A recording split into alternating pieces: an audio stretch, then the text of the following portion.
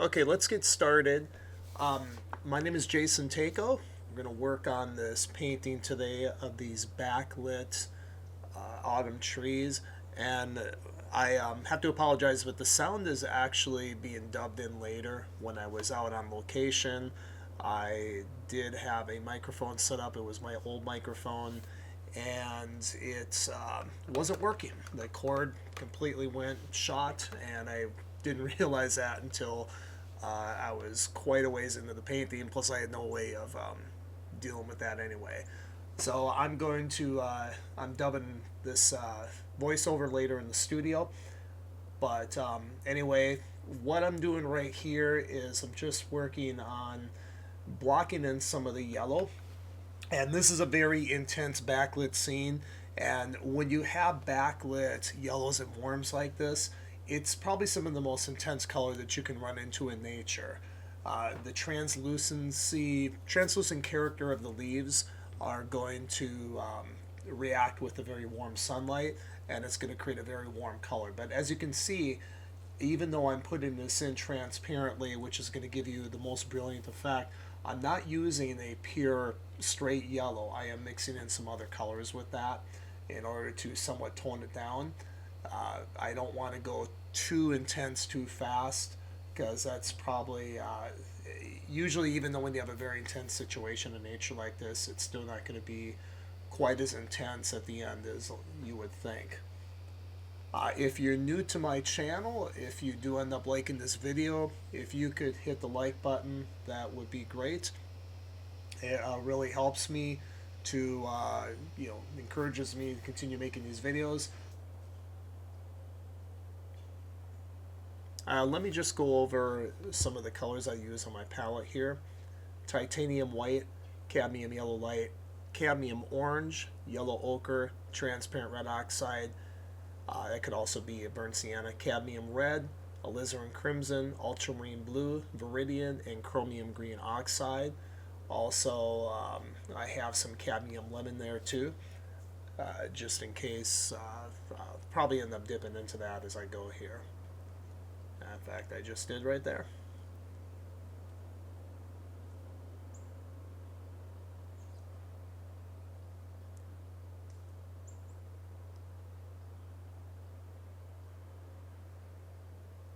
So we're just scrubbing this on very gently. I am leaving a little bit of room for some of the tree trunks, especially the tree trunks over on the right that are a bit thicker. And this painting is primarily going to be about capturing the value and color relationships between these intensely lit yellow leaves and the cooler, darker colors in the river behind. There's actually a river behind this scene. And then you have the tree trunks, and that's basically those three relationships. You also have the shadows on the ground and the leaves and things like that, but it's mainly between those tree trunks, that background, and those leaves. Now, this isn't going to be a highly detailed painting at the end, but I'm not concerned about capturing detail when I'm out doing these. I'm really just concerned about capturing value and color relationships. So we're going to start with the trunks here. And with these trunks, I'm not going to go for a full intense dark. I'm pretty dark in value, but it's not going to end up that way. A lot of times, one of the mistakes that beginning artists will make is they'll see something dark out in nature that's a form, okay, like the dark side of the tree trunks like we have here, or something else, and they might paint it. A lot of times they'll paint it with a full strength dark, a full strength black, and that's a mistake, because with these tree trunks, even though they look very dark, if you look at them even in the photograph, you can still see that they're not a full strength dark. There is some form to those, and if you paint them a full strength black, it's going to look like a void. It's going to look like a hole rather than like a subject that just happens to be dark but still has form to it. I always save the really intense darks for accents in areas where you might have like say a hole, if you will, or something like that. And that might be like at the very base of the trunk, uh, where it's not going to capture hardly any light whatsoever, where it meets the ground. You know, it might be like if I'm dealing with the dark side of a tree that has dark green foliage on it, the openings in the foliage that go into the inner part of the tree, the core of the tree, that's not capturing any light whatsoever. Those I might have really dark. But once again, those are holes. They're not actually things of form that just happen to be dark. So be on the lookout for that. A lot of times you don't want to use a full strength dark except for some accents at the very end.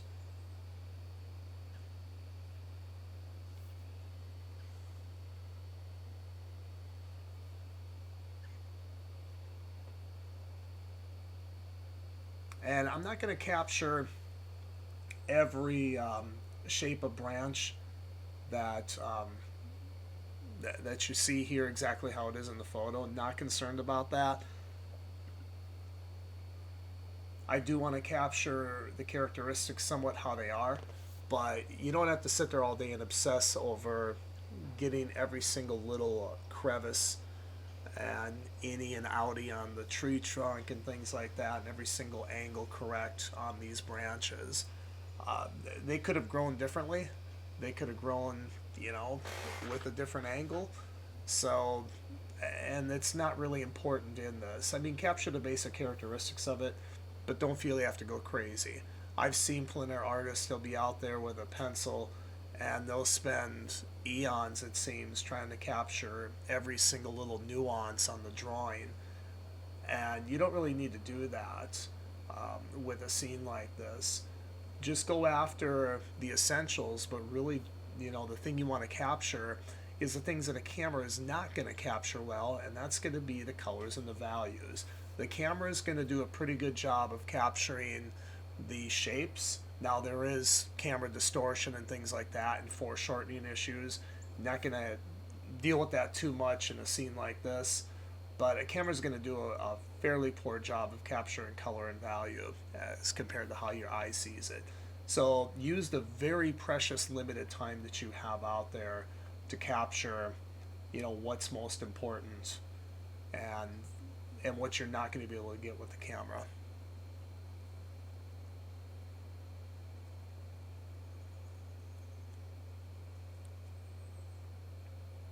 You can see as I put these cast shadows down, they are at a slightly different angle than what you're seeing in the photograph.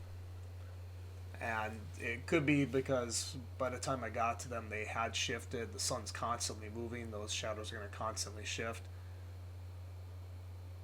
And it might be that's just how I wanted to do it. I'm doing this voiceover a couple months after I did this painting, so I don't totally remember every single reason why I did what I did. But it's not really important anyway. Just know that the light's always shifting, it's always moving, and so things do change.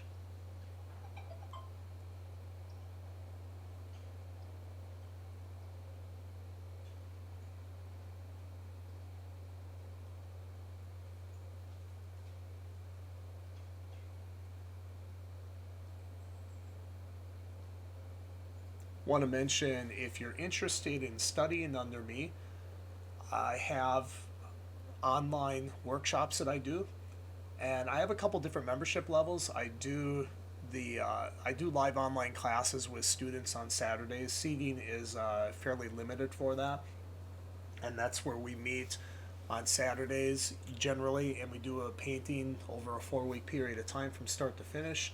I explain every color mixture, all the theory behind it. I also give you feedback on your painting, and it's a lot of fun. I have a very, very high student retention rate, and so some months I can't always let people in, but when there is a spot that opens up, if you click on the link below in the description, there is that will take you to the priority list if you want to do the live class. Also, I have the demo membership. Once a month, I do a full length demo in the studio where I work on a painting from start to finish, and that's a painting that usually is going to a gallery. And I do full explanation, explain every color I'm mixing and why I'm doing it, same as with the live classes.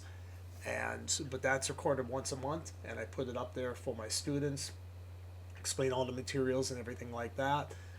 It's usually ends up being anywhere from 3 to 6 hours long for that monthly demo. You also get access with the live students to the live Q&A and critique sessions that I do once a month. And that membership you can join at any time. And if you click on the link below, you'll see that. And it's half the cost of the live membership. You don't get all the benefits of the live membership, like personalized feedback and things like that. However, it's really a lot of students really like that because you can join anytime. It's a lot, it's half the cost, and also you can watch the recordings whenever you want to. There's no pressure to be at the live class. So if you're interested, check that out below, and would love to have you there as a student.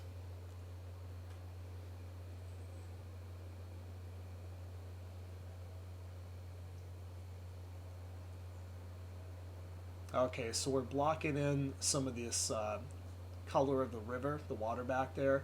And you can see I'm leaning heavily on some ultramarine blue and some yellow ochre and white to tone it down and shift it a little more toward green. And going in with a bit of iridium and even some chromium green oxide. And when you're out there and you see this, there's a lot of nuance of color and color shift. And I noticed with this river, the part of the river that was closest to me, got more green, and as it got further away, it got cooler, a little more blue, a little more magenta, and things like that. So, but the important thing is to keep the values the same, and so you can see that I'm keeping this color that I have here the exact same value. I'm just shifting the color temperature. And maintaining those value structures, maintaining that simplicity of value is so important for having a good painting. The number one thing I see with beginning artists and even experienced artists and some very successful artists, the number one weakness I see in their paintings is that they break up their value masses too much. They're constantly putting all these little highlights, all these little darks and things like that, where it doesn't really exist and you don't really need to. And if you become sophisticated enough of a painter, you will learn how to not have to break up your value masses so much, which is going to give you a stronger value pattern, a stronger composition. And you learn how to make the shifts in color where you need to.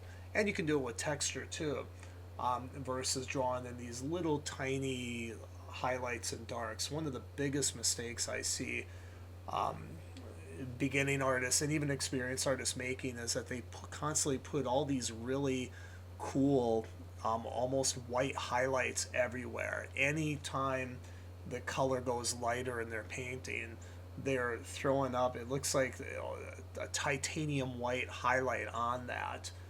And so you end up with this painting with all these white highlights everywhere, and it just does not look as good as it could. First of all, highlights, especially in warm light, are not going to be white, all right? They're going to have some warm color to them. But the other thing is that these highlights are not everywhere that people think, and it's I don't know why. I mean, I used to do it too. There's a tendency to do that, but if you do that, you don't want to. You want to look for more of a reserve in the light areas of your painting, and when you do that, and when you get good training, it's going to make for better work in the long run.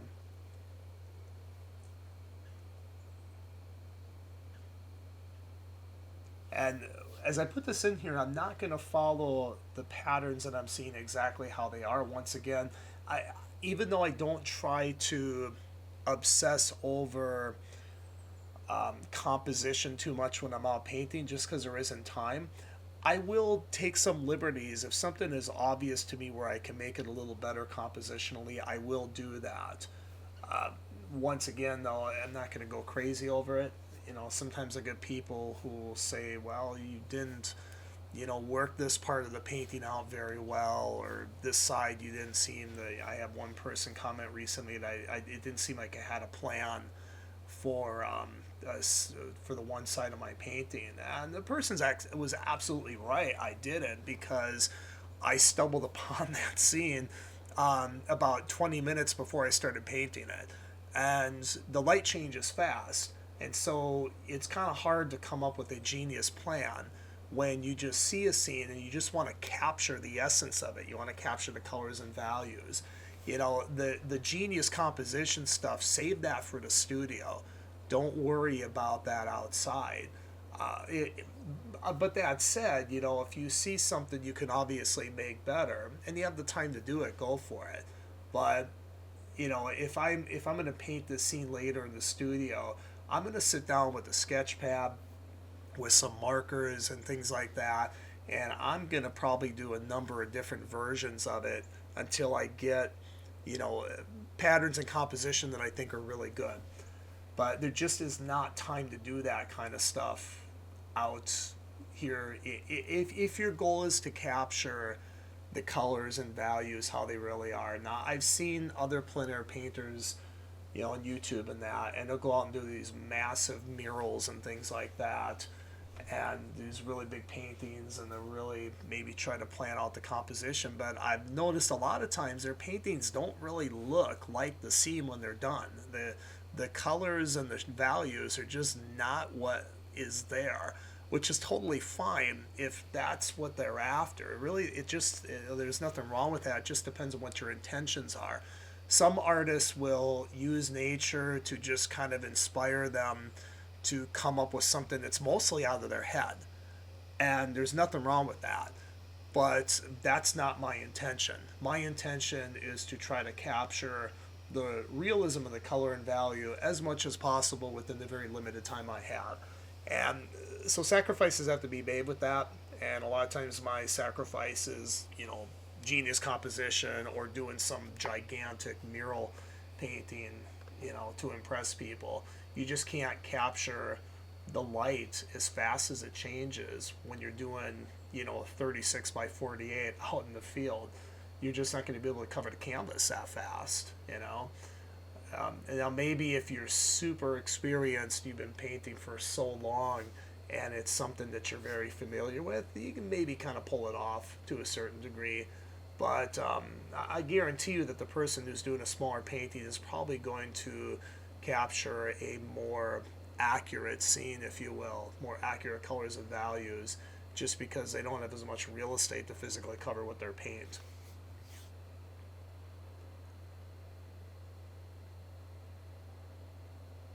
So at this stage, we have a lot of stuff blocked in. I'm reworking, making some adjustments to the foreground, to the ground plane.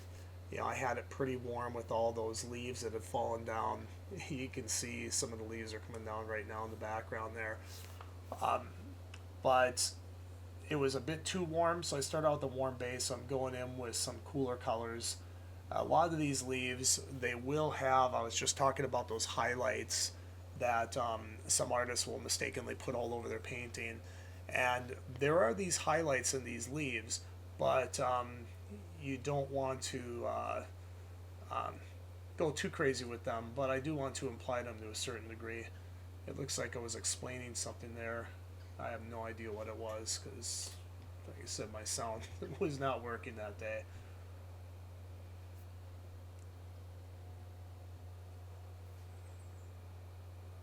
Okay, so just reworking some of the cast shadows there. And painting and building up a painting like this, it's a process. A lot of times when you make an adjustment to value or color in one area, it will require an adjustment to an adjacent value and color. And that's kind of what I was going for there.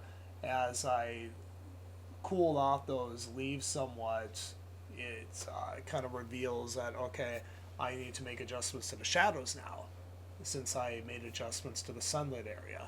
That's really what painting is all about. You start out with an approximate base, and then you just build upon that.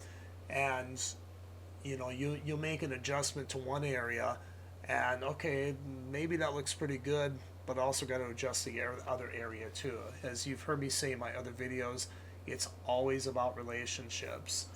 It's not about capturing the exact color of one particular spot. It's about capturing the relationships between two or three or four colors in your painting and making adjustments to each one until the combination of those colors and values is a faithful representation of what's out there.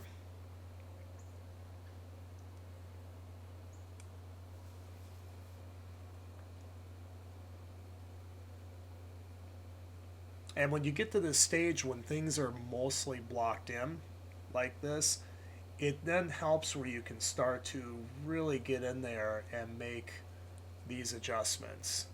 And really what I'm thinking the whole time is, does this need to be a little warmer, a little cooler, a little lighter, a little darker, or a lot warmer, cooler, lighter, darker?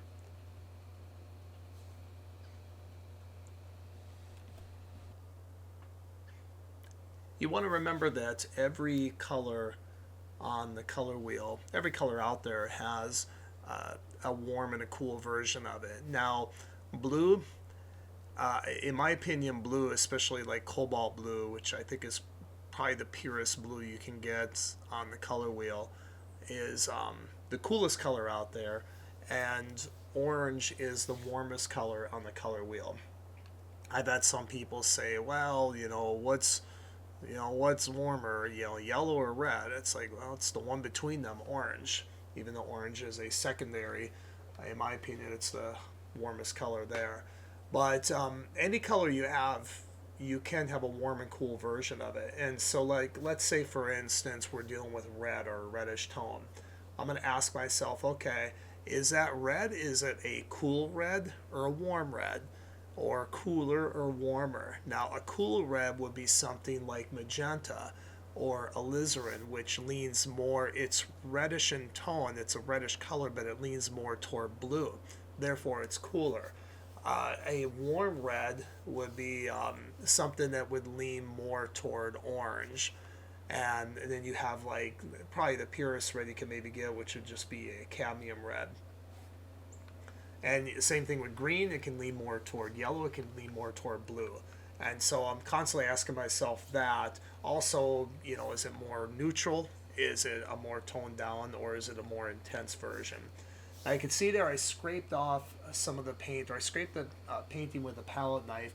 I do like to do that after an initial block in, and I pretty much have the initial block in done here. I had got a couple spots here to fill up, but I like to do that at times. It just kind of messes it up, gives it a more natural feel, gets some of the excess paint off the canvas that I might have built up too soon, too early. But as you can see there, making some more adjustments to the trunks. Went in with some warms there it's kind of reflected light that's bouncing off of the leaves onto the shadow side of those trunks. Be on the lookout when you see those things. They can be really nice. Now here, I can pretty much guarantee you I'm mixing some more of the river color, the cool watercolor in the background. Oh, no, actually I was mixing some of the trunk. Okay, so I stand corrected. As I said, I did this a couple months ago. So the trunk does have some warmth, but also what I was probably doing here is um, picking up some of the cool sky color that might have been reflecting onto that side of the trunk. So just going in there with some bluer tones. And those are tones that I would have actually seen when I was out there painting. And you don't have to explain everything while you're doing it. If you just see a color, you see a value, um, just put it in there. You can try to figure out what's causing it. But as long as you stick it in there, that's ultimately what matters.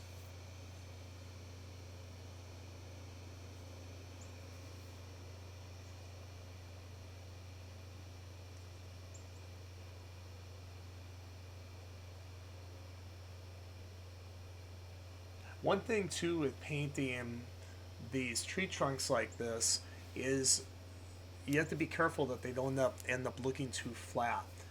And a little secret, a lot of times what happens with these tree trunks as you get to the edge of them, it's rounding away from you, and a lot of times those edges are going to get a little bit lighter in value. Now we're talking if it's on the shadow side, they're going to get a bit lighter in value than the center of that trunk. And getting a bit lighter in value, and also it'll pick up some of the surrounding color. So that trunk, as it turns away from you toward those yellow leaves, it could end up picking up a little bit of that color there, of those yellow leaves. But it definitely is going to lighten in value. And so if you can do that, it's going to help those shapes feel a little more rounded instead of just like a flat, long rectangular shape. Another thing is the principle of diffraction, and I've talked about this before in other videos. The thinner trunks and branches are going to be lighter in value than the thicker ones.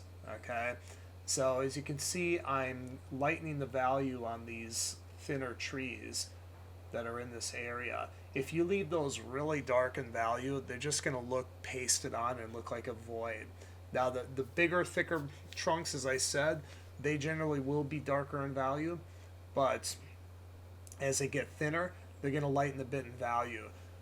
You might not always perceive this in a photograph, and sometimes you don't even perceive it in nature, but it is something you want to be cognitive of when you're out there painting.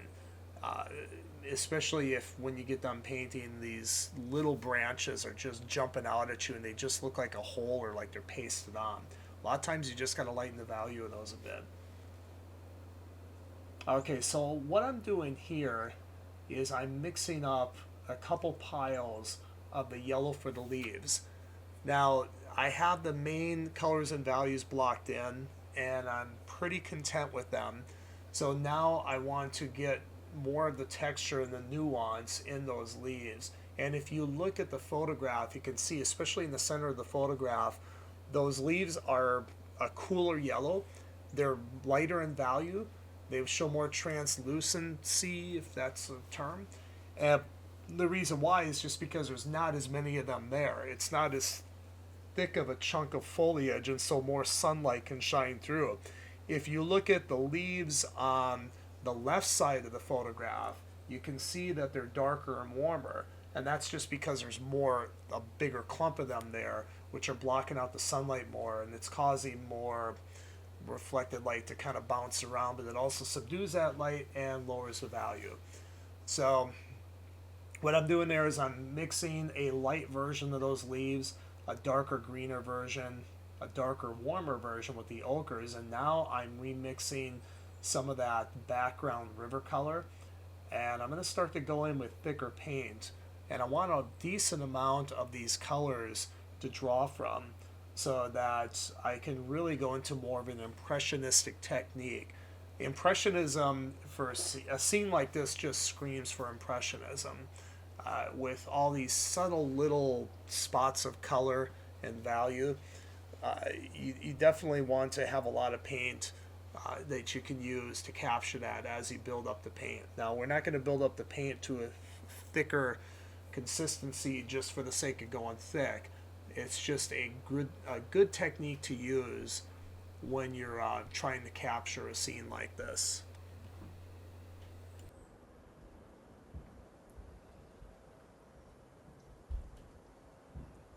So just adding in some variations here, you can see I'm going a little bit greener in some spots with that mixture.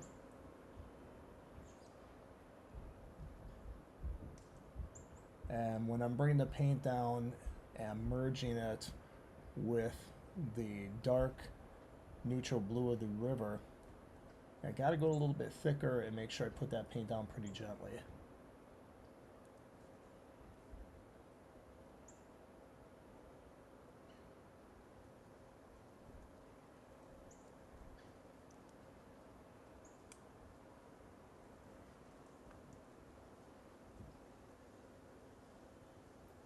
And you always want to be aware of the principle of diffraction with these leaves as well.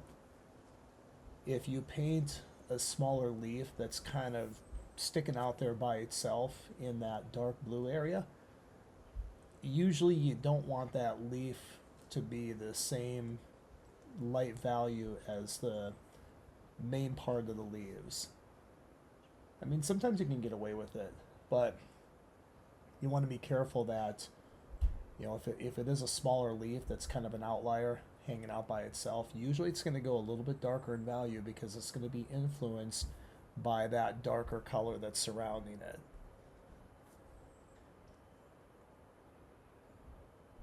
And when you stick it on there, an individual leaf kind of by itself, make sure you pay attention to that and ask yourself, does it look like it should be there? Does it have a pasted on look? And if it has a pasted on look, it's most likely because it's the wrong value.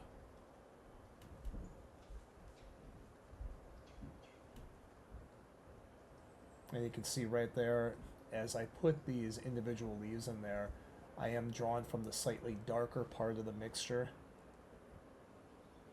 that has a little more orange in it. Therefore, it's a little bit lower in value, darker in value, I should say.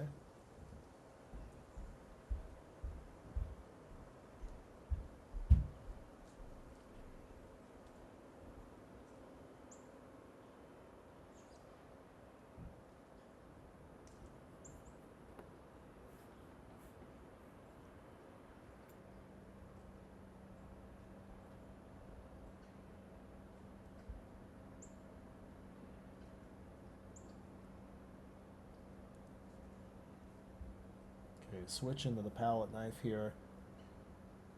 When I want to paint thicker, especially thicker foliage, love using the palette knife. It's an incredible tool. If you don't, if you're not too familiar with using the palette knife, I would recommend, doing some paintings with just a palette knife. Take like 2 weeks and do a bunch of small paintings using only the palette knife.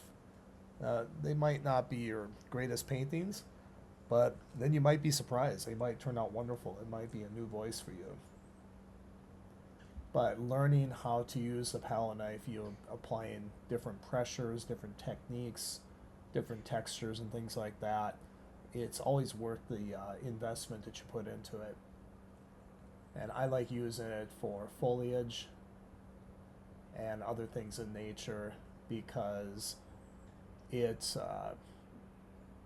gives you kind of a random blending without overblending. If you have a problem with overblending in your painting, the palette knife is a great solution for that. Also, you have a little less control with it, and so you can let the texture of the paint do more of the talking versus trying to render everything perfectly with a brush.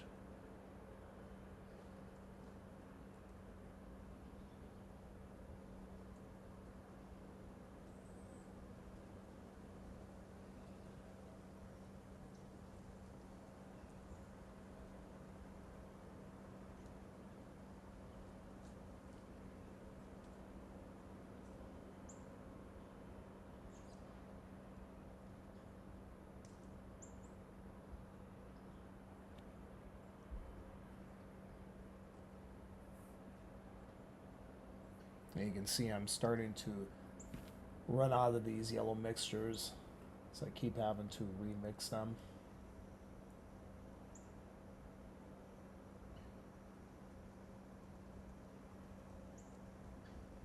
And this is a lot of times a good point where you might just want to stop and just mix a big pile of this stuff. I did not do that. Not sure why, but that is something that I advise. Of course, I'm doing some serious Monday morning quarterbacking here.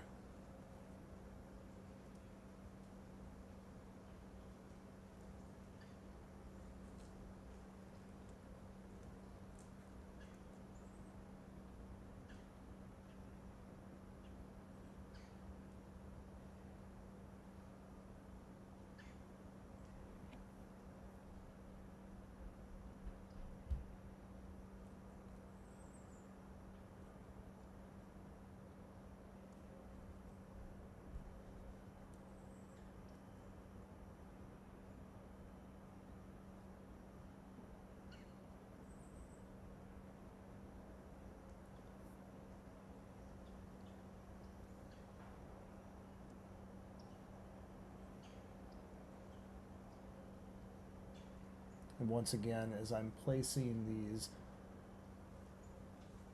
the leaf color down on top of that darker blue, I'm using a very delicate hand. It's, to use kind of a crude analogy, it's not a whole lot different than frosting a cake. And if you've ever tried to, do more decorative cake frosting, and I never really have, I don't think, but if you already have a layer of frosting down and you want to put something over it, you usually have to be pretty gentle with your subsequent layers. And it's a little bit like that with oil painting too. When you're painting wet on wet, you're going in with a thick hand. But I also try not to get real thick with that blue paint back there.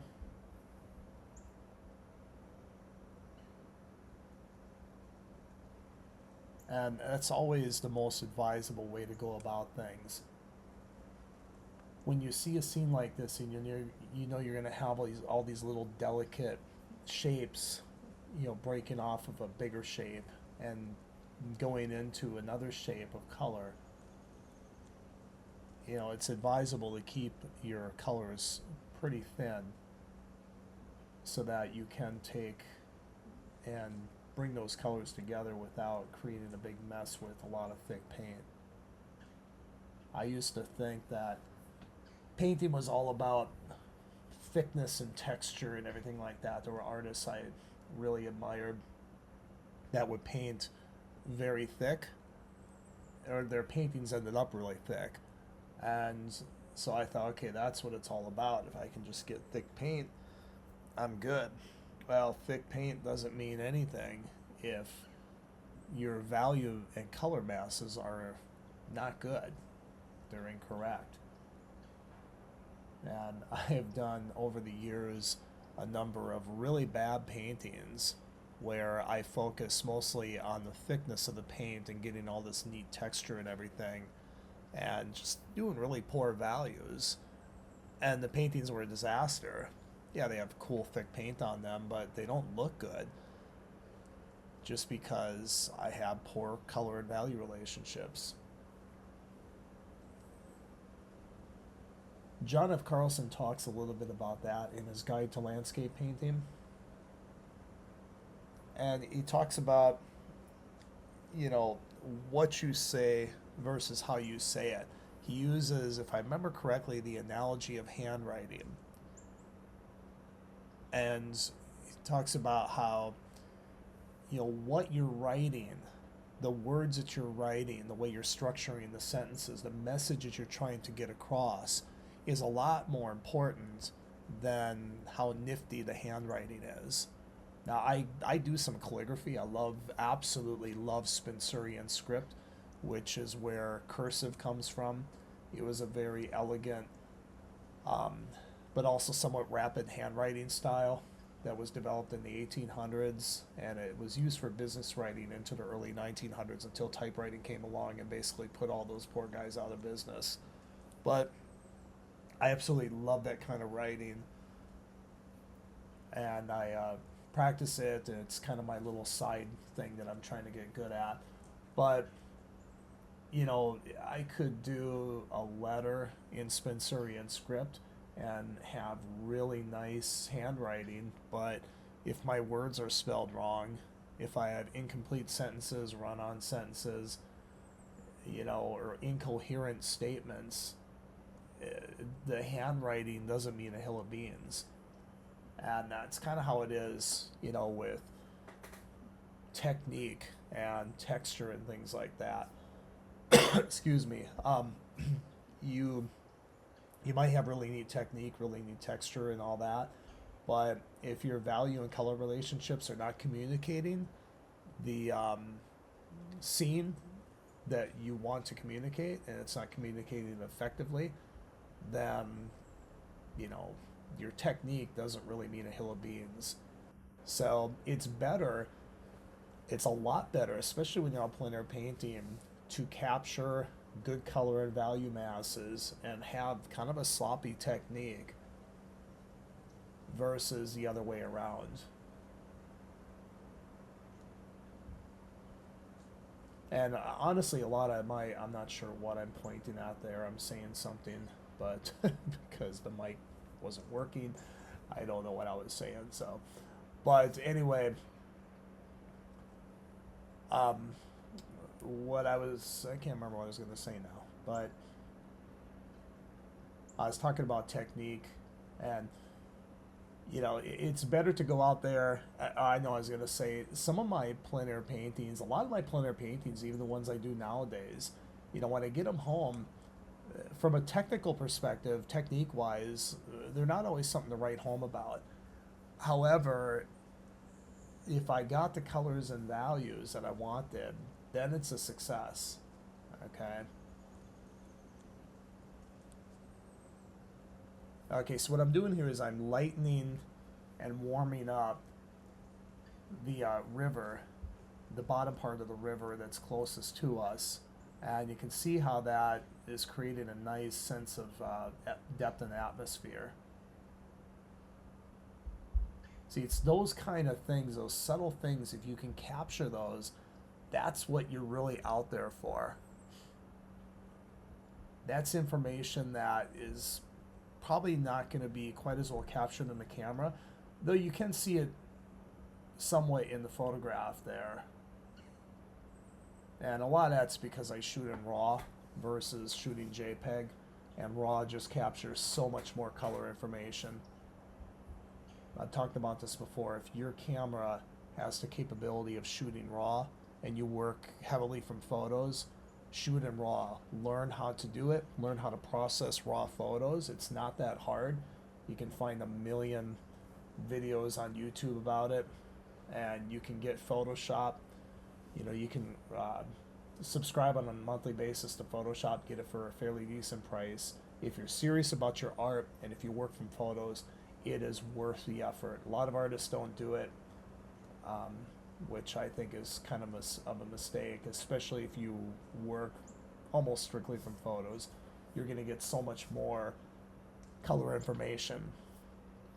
The blacks that, things that are dark and silhouetted, you can actually bring the color back into them provided you didn't clip the photo, and that's a whole other techie thing. I've learned quite a bit about photography. I'm no master or expert at it, but I know enough to get me by fairly well. And there's been times I thought of doing a video on photography for artists. If that's something you would be interested in, let me know in the comments. And maybe I could do a video like that sometime. It's a little bit off base from plein air, but it does tie in because, let's face it, we modern artists rely very heavily on photography, and I still do too for, even my landscapes and that, just because, you can't capture everything when you're out there plein air painting, especially details and shapes and things like that.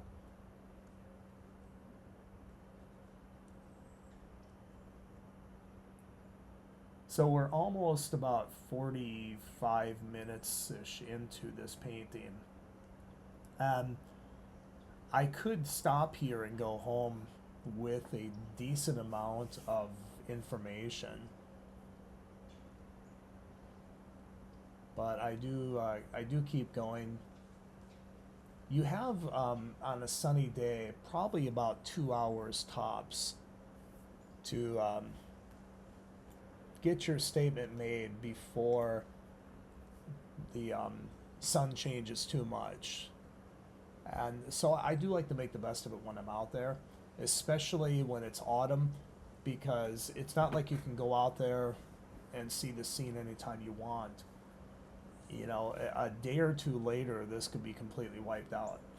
You have a couple really windy days. It could blow all those leaves off those trees, and that's it. And then you're not going to see that scene for another year. And then, you have all these caveats like, okay, when the leaves are at their peak like this, will it be sunny? Will you be able to get out there that same time of day? And when you are out there, is it sunny? so on and so forth. There's a lot of variables, so especially in autumn, I like to make the best of it.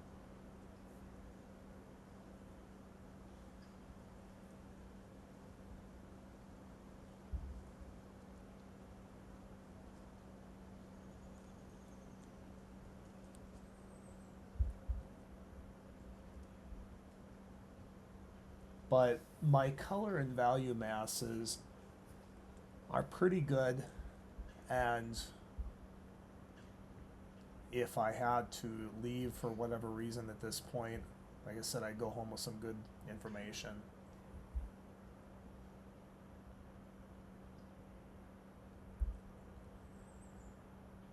I have to thank the gentleman who owns this property. I was driving around, I wasn't sure what I was going to paint, and I driven along this river, and it's all these residential properties further down, and I saw these backlit trees, and I just thought that's so incredible if I could just get in there and paint, on these people's properties. But sometimes I will go up and knock on doors. Other times I'm a little leery about it. Kind of depends on what the residence looks like too. Last thing I'll do is walk into a deliverance scene or something like that, or go MIA. Um, because there's some strange people there or something. But most people are pretty cool. However, with this scene, I drove back up the road a little bit and then saw this farmhouse. I saw this gentleman out painting, and I was asking about this other scene, not near the river, but further back, and I asked about going on the property and painting. It was this farm, this barn area, and he said he didn't own it. The person who owns it lives down the road, and so I said okay, and I told him what I was doing, and he said, well, I own a whole bunch of that property right along the river there. If you want to go down there and paint, you're more than welcome to. And I was like, no kidding. So I gave him my card. And it's always good to have some business cards printed up to give the people. This is when you're out plein air painting. Describing something there. I'm not sure what it is. But anyway, that way when you give it to them, it makes you more legitimate. And sometimes it results in a sale too. They'll look you up, they'll look at your website, and I've made sales that way actually, and made some good friends. But this guy was kind of funny. He said, I'm going to tell my wife you're down there so she doesn't go down and shoot you. And it turns out that they actually go to our church, and he went in the house and handed my card to his wife, and she goes, well, we know them. She said they've been going to our church for 20 years or something. And I saw them later on. A couple weeks later, after Mass, he came up to me with his wife, and I recognized him, and I was like, oh wow, it's like I know. And I recognized his wife then, because I didn't recognize him when I saw him out there on his property, but when I saw his wife, I recognized her, and my wife knew his wife and all that, so it was kind of cool. But I went down into the woods along this river, and such a beautiful area.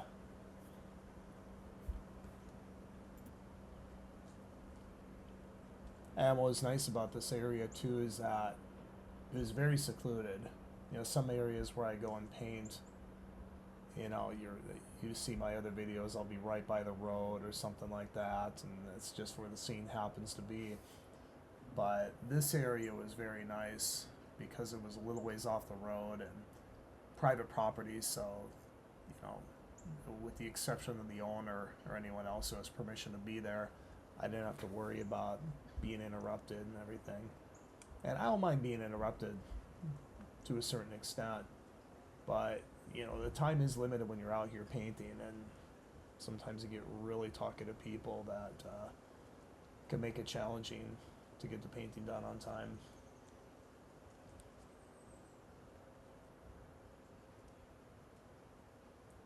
So I'm just going back and forth with these leaves, And there's a lot of information there. Now the photo doesn't show it quite as much as what you'd see in person, but there was when you really look at these leaves, there's a lot of little shifts of color and value, and it's pretty slight. You want to make sure that you keep your value relationships and your value masses where they belong, fairly simple. And so the leaves are overall a brighter yellow color, and then you have the background river scene, then you have the tree trunks and that. And you want to make sure that when you do get somewhat darker with the leaves, that you don't get as dark as the background river color. And same with the river color. If you're going to put in anything that is a highlight, you can put some little tiny highlights in there, like things floating on the river, but you want to make sure that if you lighten the bottom of it and make it a little more green like I did, that it's not going to get quite as light as the leaves. And one of the keys to making sure that you keep your value masses simple is squint at the scene when you look at it. When I'm out painting, I squint a lot at the scene, and what I'll do is I'll squint at the scene, and then I will open my eyes all the way and look at the painting. I don't always do that, but when I'm painting intelligently, that is usually what I try to do. Another technique is to, when you're painting the leaves, you look at the ground. When you're painting the ground, you look at the leaves. When you're painting the background, you look at the leaves. Basically, you never look directly at what you're painting.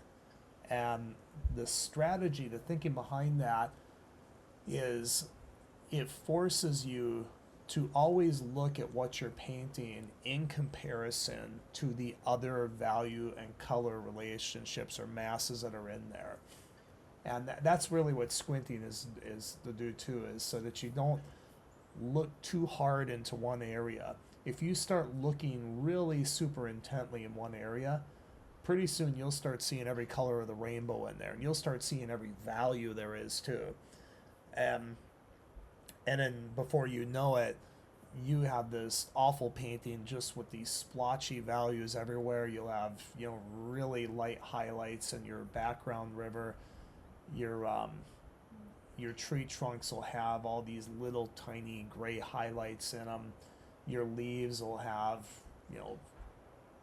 extremes of light and dark. And that's just because you look too intently in one area. And that's a misconception a lot of beginning artists have. They think when they go out and plein air paint that the reason for being out there is to really look in this one little spot, and then this little spot and that little spot, and really capture every color they think they're seeing there. That is completely false thinking.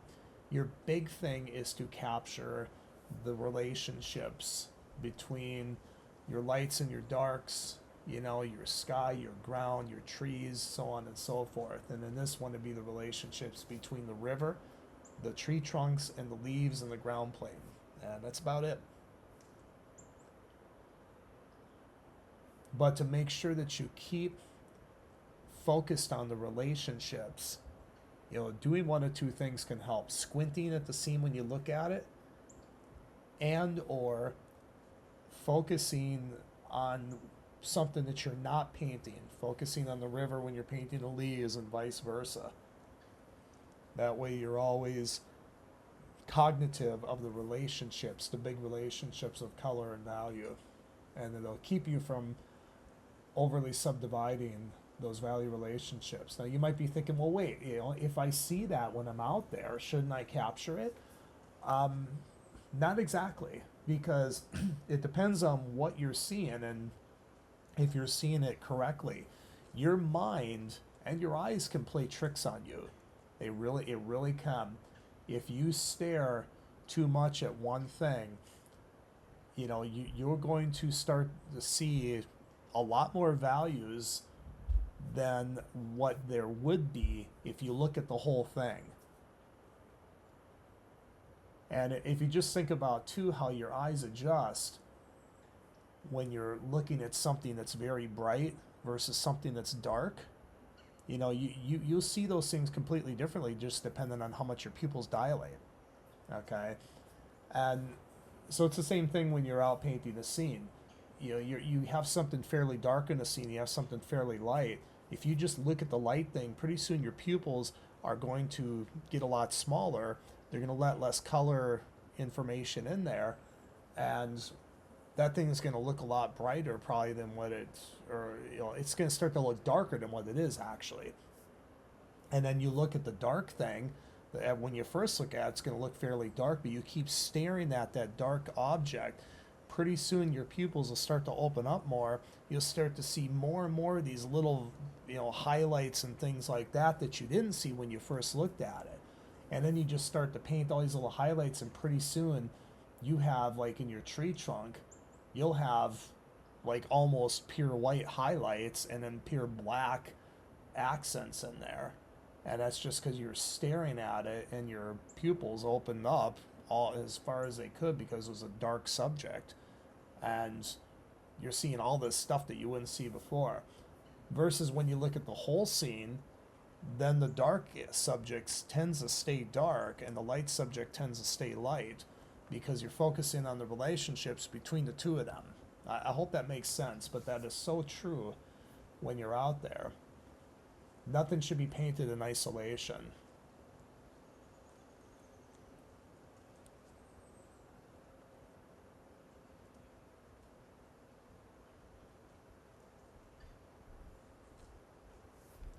So at this point, I'm going through with the palette knife and I'm doing a softening technique. And you wouldn't think of using the palette knife to soften edges, but it can do a really nice job of softening edges um, without over softening, without over blending. A lot of people, the Bob Ross fan club, they get out the fan brushes and just, gloss the heck out of it. But it's, sometimes that's called for, but a lot of times it's not. And so the palette knife can be really nice for these, for some subtle blending and subtle softening.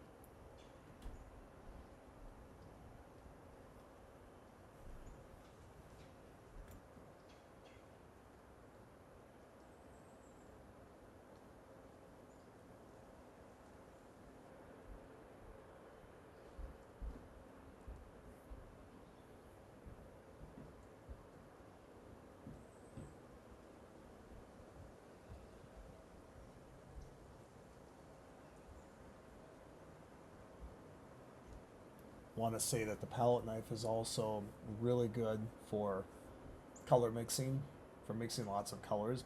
Brushes, especially bristle brushes, they have a tendency to eat up paint, and the palette knife, you're not going to lose nearly as much paint when you mix larger piles of color with a palette knife. And it's such a cleaner mix too because a palette knife you can wipe it off to a clean knife very quickly and easily.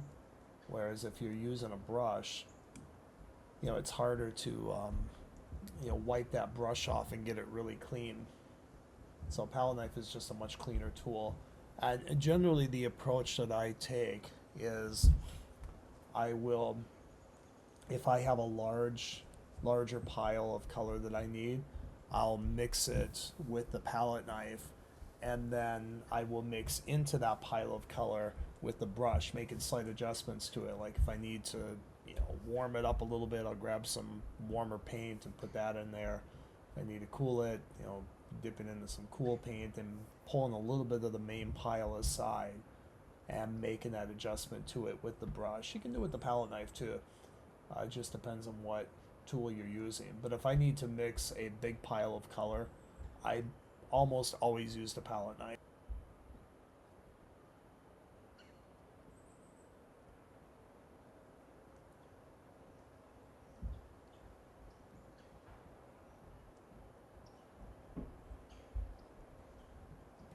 This is always the part I love about plein air painting is when I have the color and value relationships established, going in and doing all these little subtle variations of color temperature shifts that I see in there. it can be overdone. But when you have a solid foundation and you know that foundation is good, you can really do a lot over that and really do a lot of experimenting.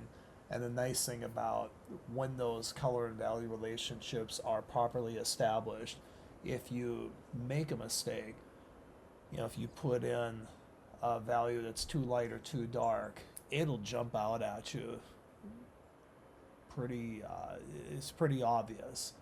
But if you're not sure about your color and value relationships and you start piling that paint on, you're never going to be sure if something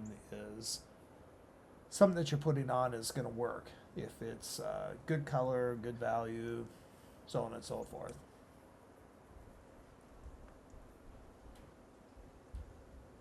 And this is the part where you can kind of experiment too.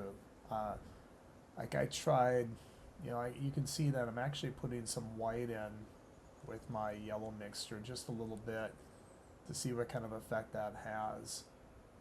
Now sunlight's very warm, so you got to be careful when you're using white to lighten something that's in sunlight. You can and you do have to use it quite a bit, but usually that has to be warmed up quite a bit with some kind of yellow or some other kind of warm color.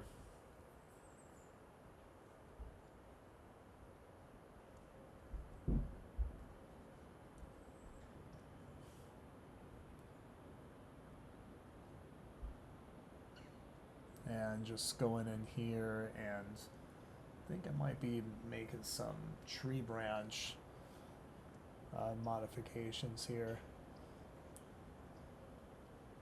Palette knife can be nice too for doing these branches. Actually, no, I think I'm painting the background river color. I'm happy that this is hopefully the only plein air painting video where I will have to do a voiceover later in the studio.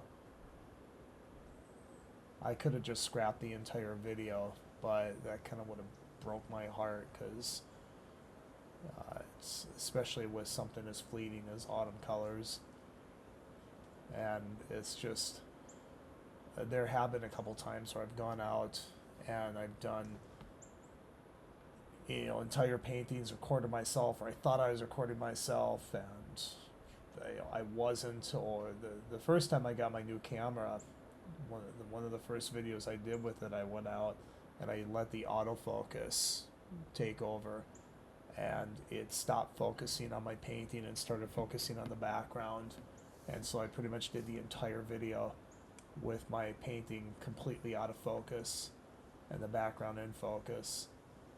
And I ended up just scrapping that video. And there was another one where the camera was in focus and then it went out of focus for a while. And because I'm a one-man show, I don't notice these things until I'm back in the studio doing the editing process. And those are moments of pure frustration where you just want to give up and just say, screw it, I'm done with YouTube and doing these videos and that. Especially since I hardly make any money on this. YouTube is very stingy as far as ads and everything. I do have a Patreon account if anyone wants to support me there. That does help.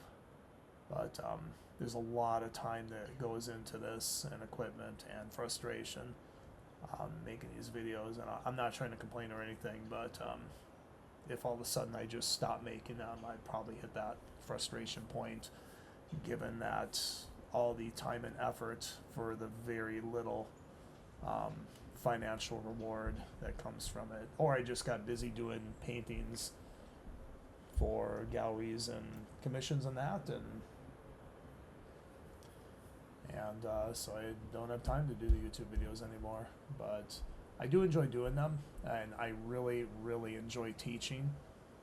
And so, if you, like I said earlier, if you do like my teaching style, and my painting style and everything, then check it out below. And if you don't, then, I would definitely go look for somebody else. I think any beginning artist, I wish I would have did this when I first started out, should get some kind of mentorship, some kind of training. I know I used to think this too. Oh, I can teach myself. You can to a certain extent, but there's just a lot you can't teach yourself because you don't know what you don't know. And somebody who has done it, they obviously know it and they can get you that information.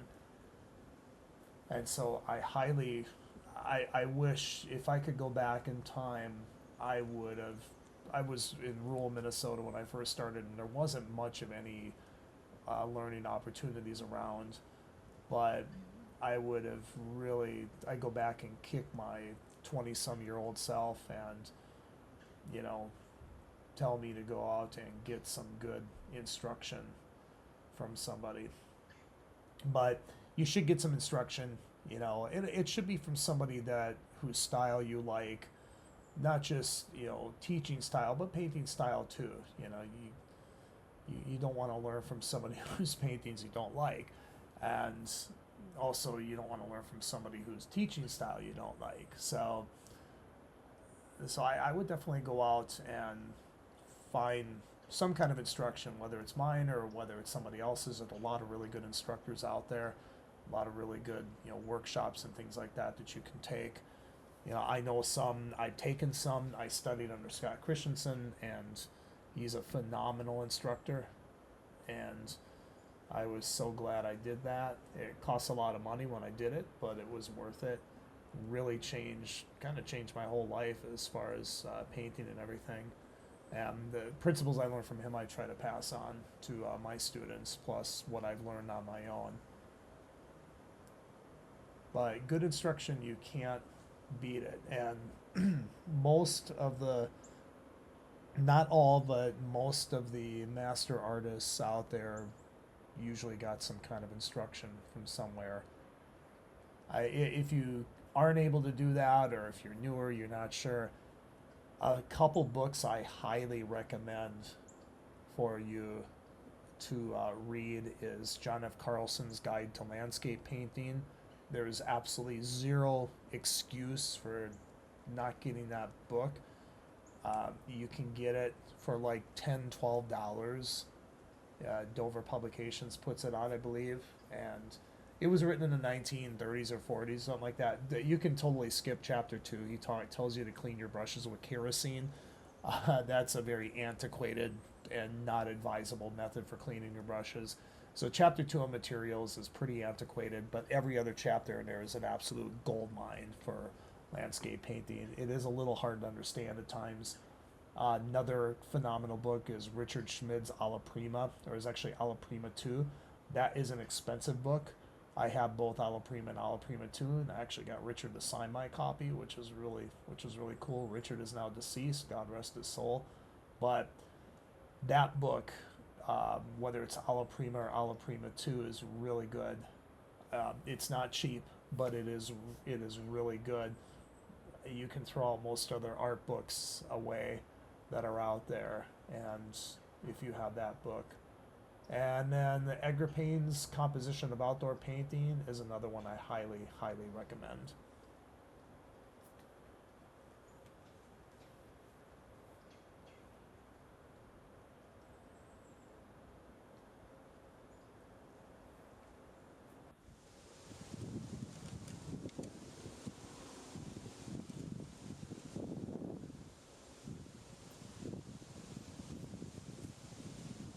By the way, if you're wondering about the background sound, um, what I ended up doing is at a certain point when I realized my microphone wasn't working, I unplugged the microphone and just let the camera mic on, and I didn't talk, and I just let the nature sounds kind of take over, and so I just dubbed those in just to have some kind of background besides total radio static silence or whatever. So it's somewhat artificial, but hopefully it's adds a little bit of enjoyment to the experience here.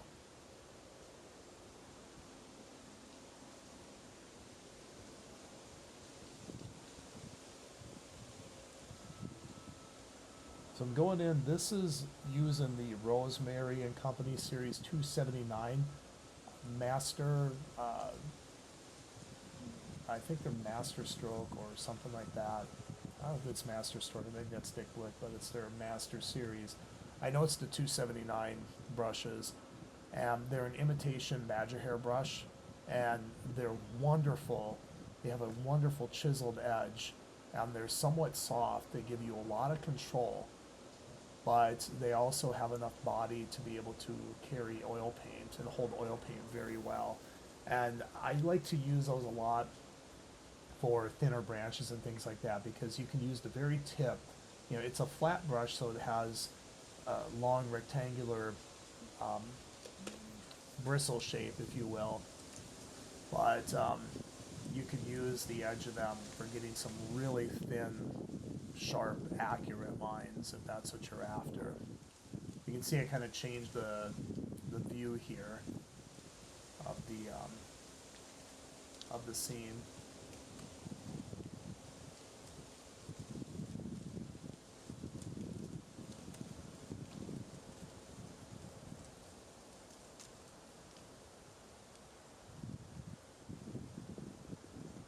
There's a lot of these branches in there, and I'm not going to try to get every single one in.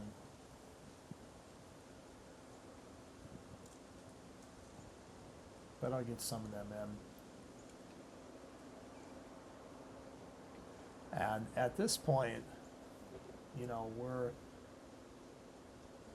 well over an hour into this painting, and the sun has shifted quite a bit, and it's really starting to illuminate the river and cause a lot of uh, highlights and things like that on the river, which eventually that's going to change the whole scene. If that river behind all these leaves ends up becoming really light with all these highlights, then the scene's completely changed, and at that point you might as well stop painting, because you know, you either have to do one of two things at that point. You either have to chase the light and just repaint that whole river back there and make it light in value and everything, or, and I do not recommend doing that at all. There are times where you can chase the light a little bit, but you really have to know what you're doing and know what the effect is going to be. And when you're starting out especially, I just totally recommend against it until you get a lot more experience. The other thing is you start just guessing, you know, and just kind of making it up. And I've seen artists do that. I've been at plein air events where I will see an artist who's doing a early morning scene, and it's like noon, and they're still out there working at it. And you know, they'll come up with some good paintings, and some artists just have really good memories, and they might be painting from memory. Other ones, they have a lot of experience, and so they just kind of know how to wing it, and they just decided to stay out there on location and paint on location, and you know, just kind of, well, and you know, I kind of remember what the scene looked like. I'm gonna just kind of wing it, and you know, maybe contrive some colors or get it as close as I think it can be. You know, it's that I've seen artists do that. I'm not that great at that, and that's just not my intent. And so, for me, when the scene changes that much, I'm just done.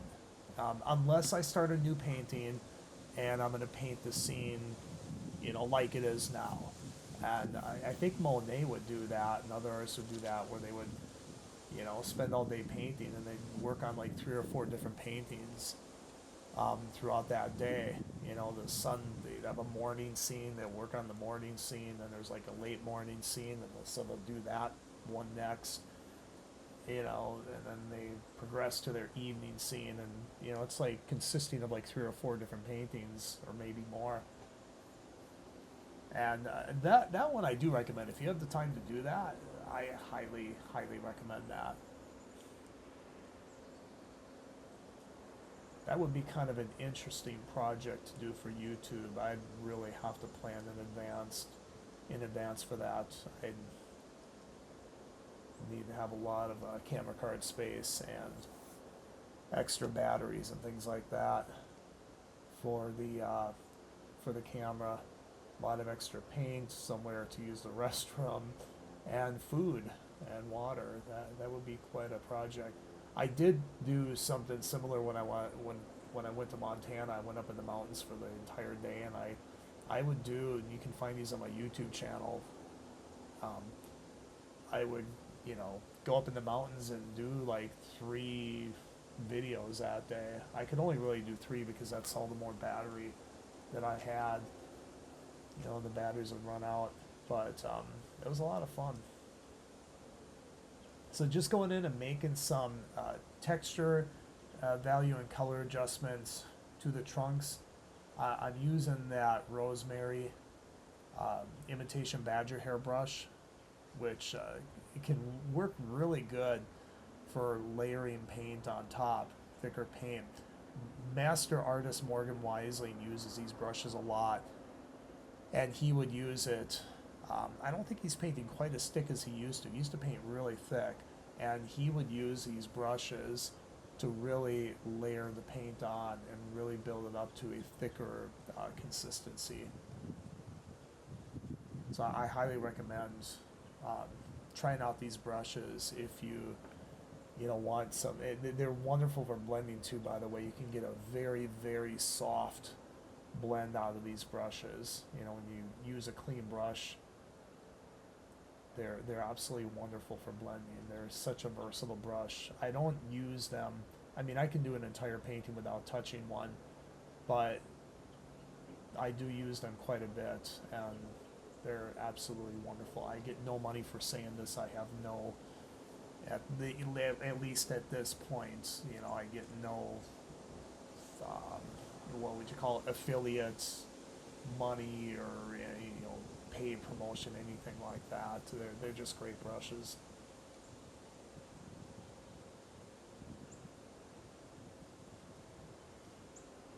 If you like this video, if you watch this far, we have a little bit of time left on this, but if you like this video, do me a favor and hit the like button. That makes the YouTube algorithms all happy and giddy and everything, and shows it to more people, and it really helps me out. Like I said, YouTube doesn't pay squat to little creators like me, and so the more people I get to watch this, the more it definitely helps. And I know I have the ads on here and everything, but trust me, I'm not getting much on the ads at all. So, and I know they can be annoying at times, but I gotta make something for doing this, because there is a lot of effort that goes into this, especially when you have to do a voiceover later in the studio.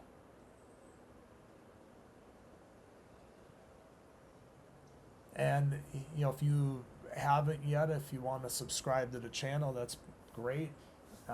If you do subscribe, if you hit the little bell next to the subscription button, that's the notification bell, and if you hit all, that's going to notify you. YouTube will notify you whenever I post a new video. And I generally try to post once a week. I don't always get to that, but right now I've been doing a pretty good job.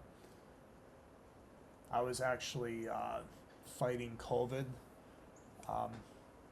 in the last couple weeks, so I did not have a video last Saturday, and that was the primary reason why, because I was laying there kind of wishing I was dead, but getting better now.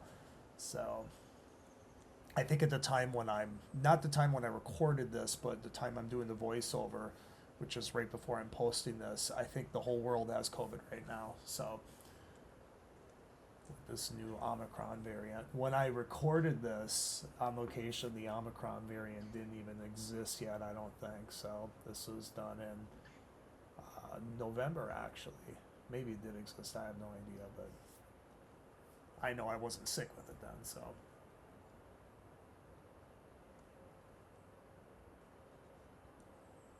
It's going in and making some adjustments to the river color back there, getting a little cooler, a little more intense with the color.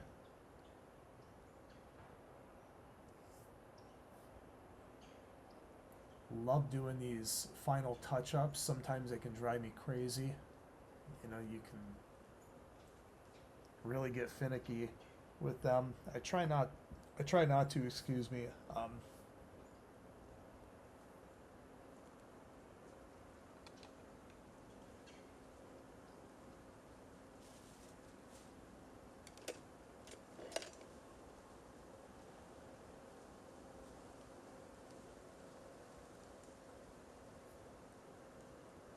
Looks like I'm gonna punch some things up here with a lighter value yellow. Notice I dipped to the titanium white, cadmium yellow light, and a little bit of cadmium orange. And remember that when you're painting something in nature, and you think you see something like, oh, that must be like pure cadmium yellow. No, it probably is not. Just because, you know, the sun, the bleaching effect of the sun, the air that's around it, and just the subtle variations in color. You go pick one of those leaves off the tree, and there's probably a lot of little color shifts even within the leaves themselves. So rarely is something just pure cadmium yellow or cadmium orange. I almost always tone it down just a little bit, even if the toning down is just grabbing an adjacent color, going from cadmium yellow light to cadmium orange, which are very close on the color wheel, and just mixing a little bit of that into the other one, and maybe a touch of white as I did here. It's just going to tone that down. Winston Churchill and Scott Christensen talk a lot about this, about holding your reserve. And it's basically saving any pure intensity for the very end. And slightly graying everything down a little bit so that you have that reserve of pure intensity to go to. If you slap on pure cadmium yellow right away, you can't go any more intense than that. You're done. You've thrown everything you have at the painting, and you did it at the very beginning, which is not advisable. So it's better to kind of neutralize everything a little bit, even when you think you're seeing a pure, intense color. Toning that down a little bit, neutralizing it just a little bit, and building up to that intensity if you need to. I talked about that in one of my other autumn tree videos. And if you did like this video, especially if you're new, go check out my other videos. I have quite a few now.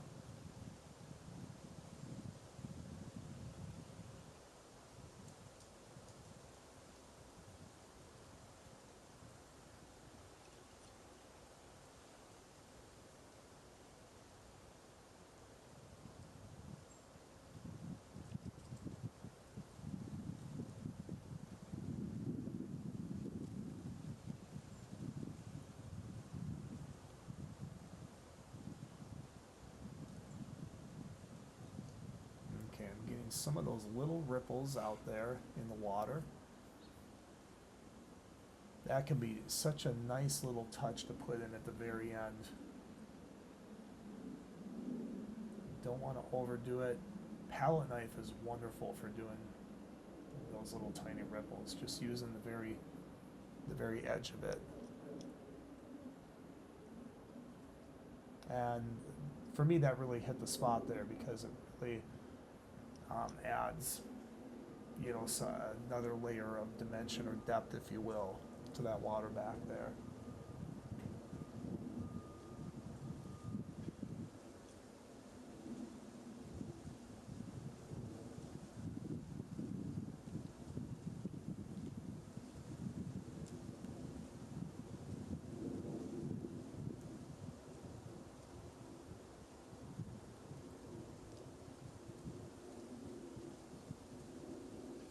But I do thank you for watching, and once again, you know, hit the like button if you like this video.